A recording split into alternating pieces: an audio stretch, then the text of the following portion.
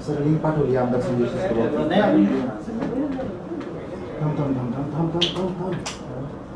हे मला मुद्दे नाही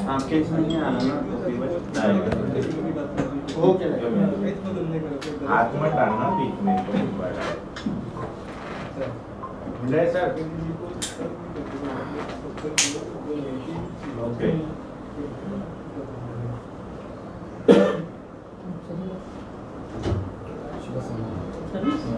रिपोर्ट लो ना सीएसएम संदेश ओके सर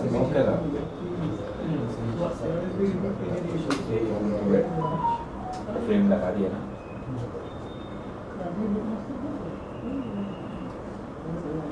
पाऊस सुरू आहे का थोडा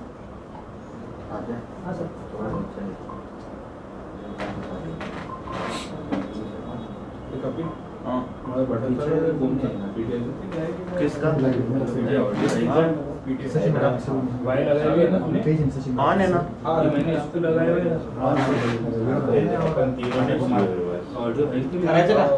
ऊपर है चालू आहे का बूम चालू आहे सर्व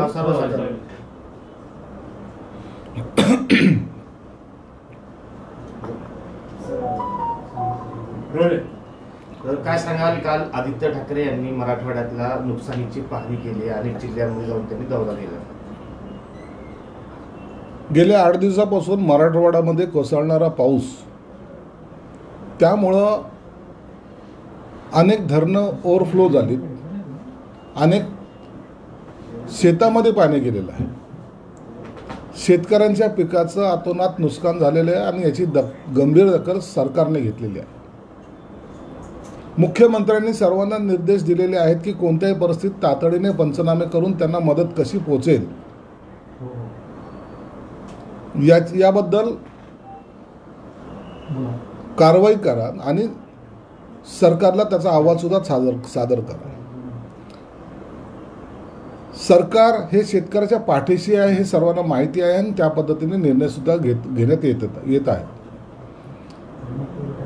आणि यामुळंच काही विरोधी पक्षाच्या नेत्यांनी मराठवाड्याचा दौरा करण्याचा प्रयत्न केला. तुम्ही जर दौरा पाहिला असेल तर 2-3 शेतामध्ये जाणं, शेतकऱ्याशी हात मिळवणं करणं आणि एकदाच आपण मराठवाड्यामध्ये येऊन शेतकऱ्याच्या बांधावर गेलोय आणि तीच बातमी माध्यमाच्या माध्यमातून चालवण्याचा प्रयत्न केलेला आहे.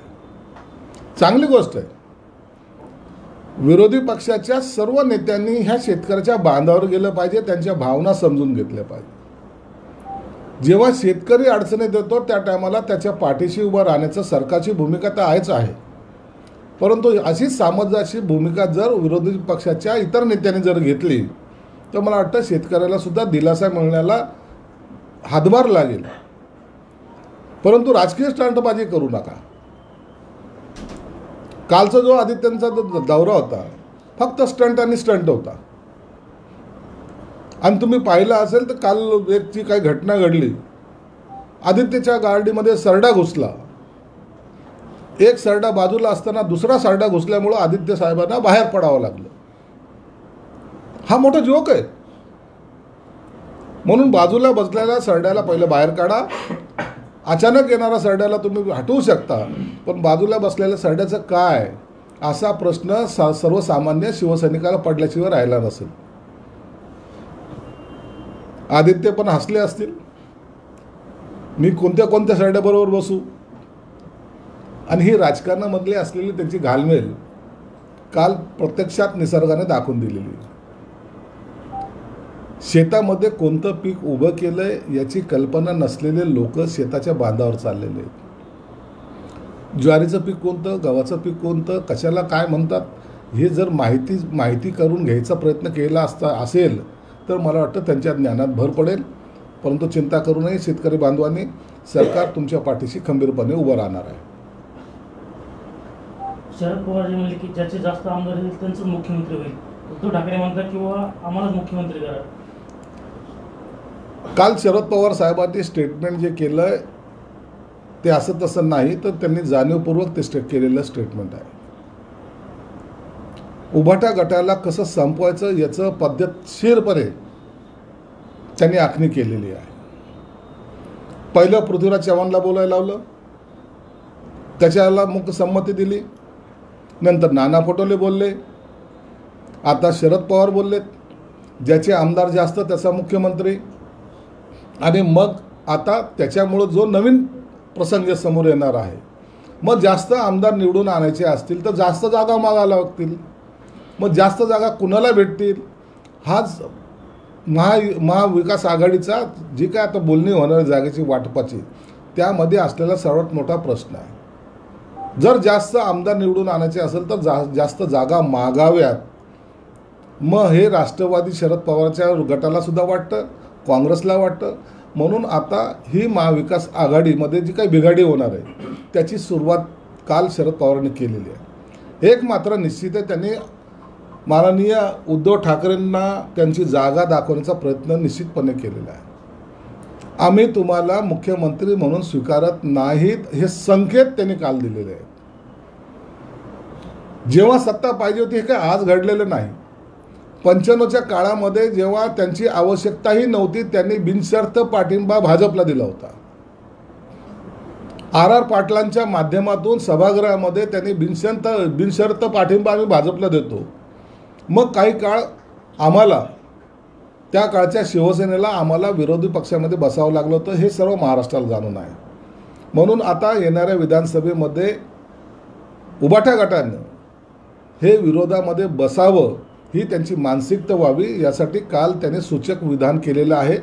शरद पवार आहेत ते कधीही एक करायचं एक आणि बोलायचं एक ही त्यांची कृती असते, नेहमीची ठरलेली आहे.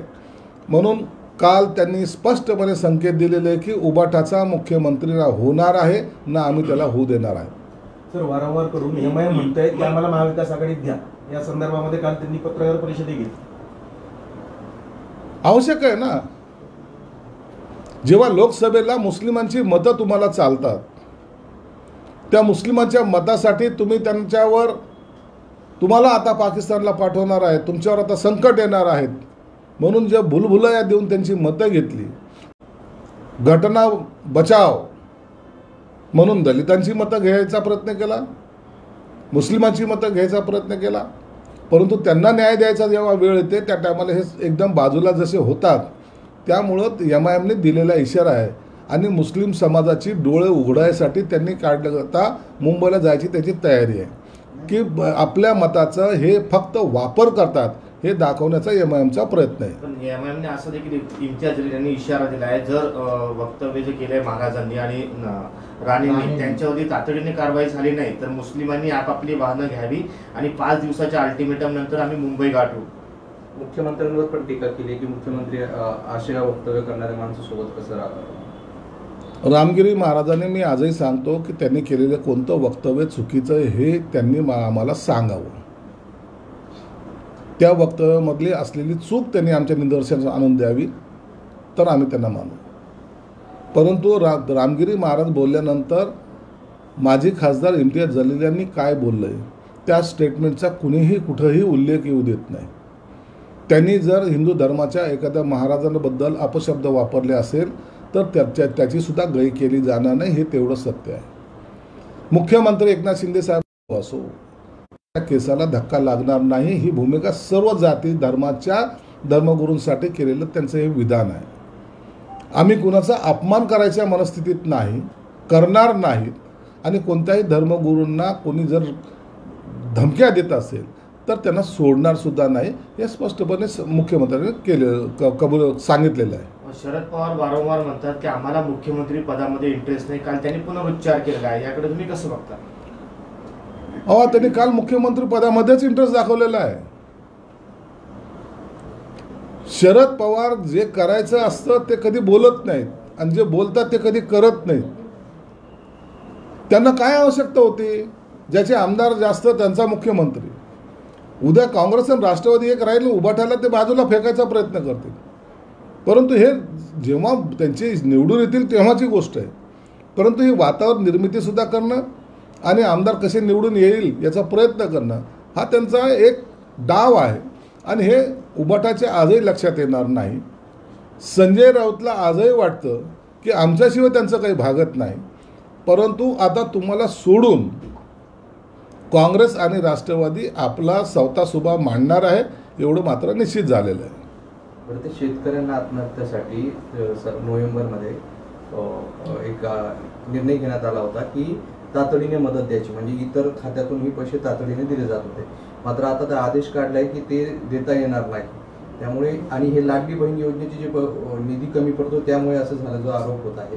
आणि आता शेतकऱ्यांना, आत्महत्याग्रस्त शेतकऱ्यांना तातडीने मदत मिळणार नाही, जर निधी त्यांचे पैसे जे आहेत या योजनेकडे वळवल्याचं सांगितलं जात आहे. महसूल व वन विभागाने असं परिपत्रक काढलंय. हे बघा, शेतकऱ्याच्या आत्महत्यासाठी ही काही योजना नसते. थोडासा गैरसमज जो होतोय तो हा, शेतकऱ्यांनी आत्महत्या करावी, सरकारतर्फे 10 लाखाचं अनुदान देण्यात येणार आहे, हो असं काही घोषणा आहे का? अहो, शेतकऱ्यांनी आत्महत्या केलीच नाही पाहिजे. आणि शेतकऱ्याला मदत करताना आम्हाला या बाकी योजनेला थांबवण्याची काही गरज नाही आहे. माझी लाडकी बहीण योजनेवर वर्षाकाठी किती खर्च होणार आहे याची कल्पना यांना माहीत नाही आहे. 46,000 कोटी रुपये या सरकारने त्याची तरतूद केलेली आहे. सरकार शेतकऱ्यांनी आत्महत्या केली म्हणून त्याचे 10 लाख रुपयांनी ही योजना बंद पाडायची असा कोणताही हेतू नाही. मुळामध्ये शेतकऱ्यांनी आत्महत्या करू नये या विचाराचं हे सरकार आहे. म्हणून जो अडचणीत असेल त्याला मदत करेल, त्याच्यासाठी कोणतंही खातं बंद नाही, त्यासाठी कोणतीही वेगळी तरतूद करायची आवश्यकता नाही. मुख्यमंत्री सहायता निधीमध्येच एवढा पैसा आम्ही ठेवलेला असतो की या मदतीला आम्ही पुरेपूर म्हणजे त्यांना मदत करू शकतो आणि तिथं कुठेही अडचण येणार नाही.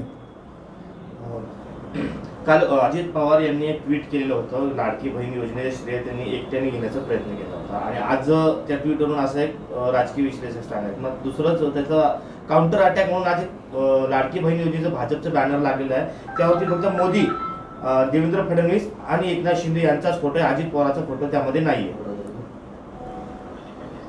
मुख्यमंत्री माझी लाडकी बहीण योजना ही महायुतीची असलेली संकल्पना आहे. त्यांनी अंमलात आणलेली ही योजना आहे. या योजनेमध्ये हेतू एकच आहे की सर्वांनी मिळून ही योजना सर्वसामान्य महिला भगिनीपर्यंत पोहोचवली पाहिजे, त्यांना ती मदत मिळाली पाहिजे, हा सरकारचा स्पष्ट हेतू आहे. त्यामुळं त्यातही काही उत्साही कार्यकर्ते आपल्या मुख्यमंत्र्यांनी केलेली घोषणा किंवा आपल्या उपमुख्यमंत्र्यांनी केलेली घोषणा म्हणून कधी मुख्यमंत्र्याचं नाव करायचा प्रयत्न करतात, कधी त्यांच्या नेत्यांचा फोटो मोठा लावायचा प्रयत्न करतात. फोटो मोठा लावा, परंतु योजनेचं नाव तुम्हाला बदलण्याचा कुणालाही अधिकार नाही. कारण की जे काही फॉर्म असतात ते त्या योजनेनुसार मुख्यमंत्री माझी लाडकी बहीण योजना असेच छापल्या जातात. म्हणून कोणी कोणाचा फोटो लावला आहे काय, नाही लावला काय, परंतु अशा घटना अशा ज्या काही पक्षांकडून होतात, मग तो कोणताही असो, त्याचा परिणाम महायुतीमध्ये आलबेल नाही असा मॅसेज लोकांकडे जातो. तर त्यांनाही विनंती राहील की अशा बॅनरापासून थोडंसं सावध राहा. निवडणुकीच्या तोंडावर असं बॅनर येणं हे योग्य नाही आणि याची समज खरं तर मुख्यमंत्री आणि दोन्ही उपमुख्यमंत्री त्यांना देतील अशी अपेक्षा आहे. आमदार साहेब, 5 तारखेला इम्तियाज जलील जातात मुंबईला सर्व समाजाला घेऊन. त्यांचं म्हणणं असं आहे की नितेश राणेंवर कारवाई करायला हवी. नितेश राणेवर नगरमध्ये केलेल्या वक्तव्यासंदर्भामध्ये गुन्हा दाखल झालेला आहे आणि त्या गुन्ह्यानुसार त्यांच्यावरती कारवाई निश्चित होईल. परंतु इतर लोक जी बडबड करतायत, ज्या पद्धतीचं वक्तव्य करतायत, त्यांच्यावरही गुन्हे नोंद झाली पाहिजे अशी आमची मागणी राहणार आहे. आम्ही सरकारमध्ये आहे म्हणून गुन्हा दाखल करायला सुद्धा कचरलेलं नाही. त्याच पद्धतीने जे विरोधक असे बेताल वक्तव्य करतील त्यांना सुद्धा आम्ही सोडणार नाही, एवढं मात्र निश्चित अनिल आहे. देशमुख यांच्या नेतृत्वामध्ये नागपूरमध्ये राज्यात शक्ती कायदा लागू व्हावा यासाठी आंदोलन केले जाते. शक्ती कायद्याचा विधेयक विधानसभेत पारित झालेला आहे आणि तो आता कायदा अंमलात आणण्यासाठी राष्ट्रपतीची संमतीसाठी राष्ट्रपतीकडे पाठवण्यात आलेला आहे. परवा राष्ट्रपती या महाराष्ट्रात जेव्हा आल्या त्या टायमाला मुख्यमंत्री साहेबांनी सुद्धा त्याच्यावर चर्चा केलेली आहे की आम्हाला हा कायदा तातडीने लागू करायचा आहे. त्यासाठी त्यांची असलेली सही, त्यांच्याकडून निघणाऱ्या परिपत्रकाची आवश्यकता आहे आणि म्हणून तर ते कदाचित या 8-10 दिवसामध्ये ते सुद्धा आदेश राष्ट्रपतीकडून जाहीर केले जातील. जयदीप आपटे यांना अटक झाल्यानंतर संजय राऊत असं म्हणतायत की आता त्यांच्या जामिनासाठी ठाण्यातून कायदेशीर मदत सुरू आहे. मातोश्री येऊन कर. मूर्ख आहे का हा माणूस? तो आपटे कुठलचा राहतो, काय करतो, काय कुठून जामीन घेतो, याच्याशी काय घेण देणं आहे? त्यांनी केलेली चूक, त्याला परिणाम त्याला भोगावे लागतील ना. जर त्याला वाटत असेल की ते आपटेची मदत करायची तर तू कर ना. तुम्हाला शिवाजी महाराजांच्या नावावर दंगली घडवायच्या आहेत, हा तुमचा असलेला डाव आहे. आणि ती महाराष्ट्राची जनता ऐकत नाही म्हणून परेशान आहेत. घडलेली घटना वारंवार आम्ही सांगतो की ती दुर्दैवी आहे. महाराष्ट्रातल्या कोणत्याही नागरिकाने म्हणून रोज शिवाजी महाराज असेल, संभाजी महाराज असेल, या महापुरुषांना अपमानित करण्याचं काम संजय राऊत करतायत. त्यांच्या विरोधात जे काही बोलून महाराजांचा अपमान नाही, या नागरिकांचा अपमान नाही, तर स्वतःचं राजकारण ह्या माध्यमातून कसं चालेल हा त्यांचा प्रयत्न असतो. म्हणून जनता आता जाणून आहे महाराजाच्या आडून हे जे काही तीर मारायचा प्रयत्न करतात, त्यासाठी त्यांना त्यांचा योग्य तो धडा त्यांना शिकवला जाईल. आणि निश्चित आहे महाराजाबद्दल जो अपशब्द बोलल त्याला ही जनता माफ करणार नाही. परवा खैरे साहेब सुद्धा म्हटलं की दंगली का होत नाही. आता बाप ते त्यांचा तर हेतूच आहे ना. महाविकास आघाडीचं पहिलं टार्गेट काय आहे? या महाराष्ट्रामध्ये विधानसभेच्या टायमाला दंगली झाल्या पाहिजेत. मग ते मुसलमान हिंदूचे असोत, त्या महाराज छत्रपती शिवाजी महाराजांचे अनुसरून असोत, दंगली करा हा त्यांचा विषय आहे. मेन महाराष्ट्र कुठं घेऊन जायचा हा त्यांचा विषय नाहीच आहे. शेतकऱ्यावर आता काय संकट आलं याच्याबद्दल त्यांना घेणं देणं नाही आहे. जाती जातीमध्ये जे आरक्षणासंदर्भात जे आंदोलन चाललं त्याच्याबद्दल त्यांना घेणं देणं नाही आहे. भांडणं कशी लागतील, दोन समाजामध्ये तेढ कसं निर्माण करेल यासाठी दंगली व्हाव्यात, का झाल्या नाही हा इतका गंभीर प्रश्न याच उभाटा गटाच्या नेत्याने विचारलेला आहे. म्हणून दंगली करणं या महाविकास आघाडीचा हेतू आहे आणि लोक त्याला बळी पडत नाही. हे त्यांचं दुर्दैव. महाराष्ट्र हा सुजाण नागरिकांचा महाराष्ट्र आहे, सुसंस्कृत नागरिकांचा महाराष्ट्र आहे. म्हणून महाराष्ट्रामध्ये दंगली होणार नाही. तर जे सरकार हे आज काम करतं आहे हे असंच गतीने काम करावं अशा सर्वसामान्यांच्या अपेक्षा आहेत आणि त्यांना आम्ही पुरेपूर त्याच पद्धतीने काम करायचा प्रयत्न करतो आहे. ठीक, ओके सर हिंदी में क्या हिंदी में उदाहरण ये आदित्य ठाकरे के दौरे पर और इसके ऊपर ओके रोल कल महाराष्ट्र मराठवाड़े में जो आदित्य ठाकरे का दौरा हुआ है वो दौरा कितना कामयाब हुआ आप जानते होंगे. एक रास्ते से निकले, दूसरे रास्ते के एंड में जाके उन्होंने जितने खेती या रास्ते में आती होगी उसने देखने की कोशिश की. उनको अभी पता भी नहीं है कौन से खेती में कौन सा फसल अभी लगाई गई है, लेकिन एक बहाना कि हम से किसानों के साथ में खड़े हैं, उनसे जुड़े हैं, ये दिखाने की कोशिश उन्होंने की थी.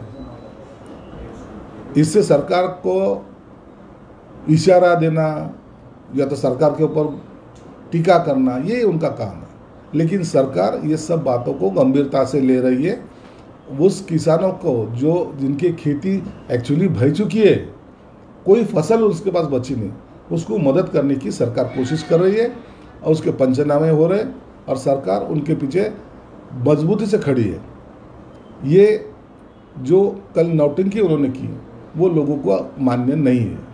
राष्ट्रवादी कांग्रेस और कांग्रेस मिलकर क्या उद्धव ठाकरे को अलग करने की कोशिश कर रहे हैं? कोशिश तो क्या, कोशिश नहीं कर दे. कल शरद पवार साहब का जो बयान आया है कि जिसके ज़्यादा एमएलए उसका मुख्यमंत्री, इसके मायने ही ऐसा होता है कि आने वाले ये जगह का जो बंटवारा होगा उसमें सबसे ज़्यादा जगह ये कांग्रेस भी लेगी और राष्ट्रवादी भी लेगी. उभाटा गट को उतना जगह का स्पेस नहीं देगी. नहीं तो कांग्रेस और राष्ट्रवादी मिलकर लड़ेंगे, उभाटा अलग लड़ेगा, ऐसा चित्र कल उन्होंने उसके संकेत दिए. और कोई भी हालत में राष्ट्रवादी शरद पवार का गुट और कांग्रेस उभाटा के साथ अभी रहना नहीं चाहती. उनको युद्ध जितना करना था वो कर लिया, अब उनकी ज़रूरत नहीं है. अगर उनको साथ में लिया तो दलित मुस्लिम के वोट अपने को मिलेंगे नहीं, ये उनकी धारणा बन चुकी है. उसके लिए उन्होंने कल ये बयानबाजी की है और मुझे लगता है शरद पवार ज़्यादा समय तक उभटा के साथ रहने वाले नहीं हैं। कल इम्तियाज जलील ने रामगिरी महाराज और नितेश राणे को लेकर 5 दिन का सरकार को अल्टीमेटम दिया। कोई अल्टीमेटम दिया नहीं, वो अल्टीमेटम को सरकार मानती भी नहीं। रामगिरी महाराज ने जो वक्तव्य किया है, क्या गलत बोला है, ये बताओ तो सही।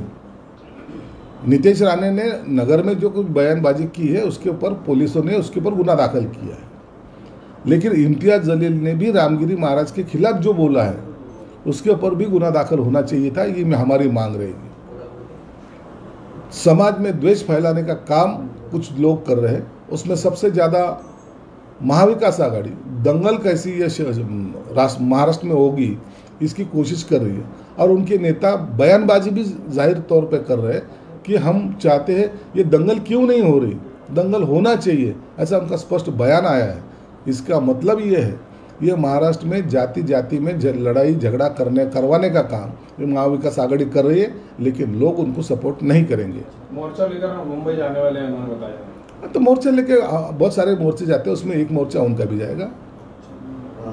विषय असा आहे, पतंगराव कदमांच्या स्मृती लोकार्पण जो आहे त्याचं निमंत्रण विश्वजित कदमांनी उद्धव ठाकरे यांना दिलं होतं, मात्र उद्धव ठाकरेंनी खाजगी कार्यक्रमाचे कारण देत जाणं टाळलेलं आहे आणि कदमाच्या कार्यक्रमाला आज राहुल गांधी आहे। कुठेतरी उद्धव ठाकरेंच्या मनात सांगलीतील पराभवाची सर आहे का तुम्हाला काय? उद्धव ठाकरेंना आता त्यांची जागा त्यांना कळालेली आहे। जाऊन जरी त्यांना बाजूच्या खुर्चीवर कोपऱ्यात बसावं लागलं तर हा त्यांचा अपमान आहे, म्हणून त्यांनी जाणं टाळलेलं आहे। फोनवर दिलेलं निमंत्रण आणि उद्धव साहेब ते ॲक्सेप्ट करतील असं मला वाटत नाही।